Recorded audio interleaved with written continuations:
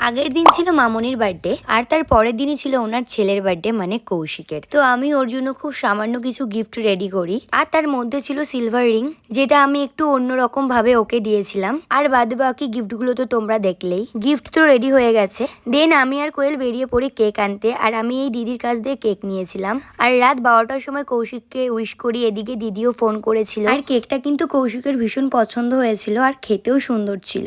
আর একটা কথা জানো তো, কৌশিকের বার্থডে কার্তিক মাসে 17 তারিখ, মানে কার্তিক পুজোর দিন। ওই জন্য বাড়িতে বেশ ভালো করেই কার্তিক পুজো হয়। আর আমি পুজোর ব্লগও আপলোড করে দেবো এর পরের ভিডিওতে। আর দেখো কৌশিককে তো আমি ভালোভাবে কেক মাখিয়ে দিয়েছি, আর এদিকে কিন্তু বসে পড়েছে গিফট আনবক্সিং করতে। আর অ্যাডিডাসের এই শুটা ওকে দিচ্ছি, সেটাও আগে থেকেই জানতো, কারণ এটা ওর হুইশ লিস্ট থেকেই নেওয়া। গিফটগুলো তো ওর পছন্দ হয়েই ছিল, কিন্তু ও কিন্ডার জয়টা পেয়ে একটু বেশি হ্যাপি হয়ে গেছিল। আর ও কিন্ডার জয়টা তাড়াতাড়ি করে খুলতে গিয়ে একবারেই রিংটা পেয়ে গেছে। আর রিংটা পেয়ে ওর রিয়াকশনটা তো তোমরা দেখছোই, ওর ভীষণ পছন্দ হয়েছে। দেন আমাকে দিয়ে দিয়েছে যে তুমিই পরিয়ে দাও। হাতে কিন্তু বেশ ভালোই মানাচ্ছিল, তাই না বলো?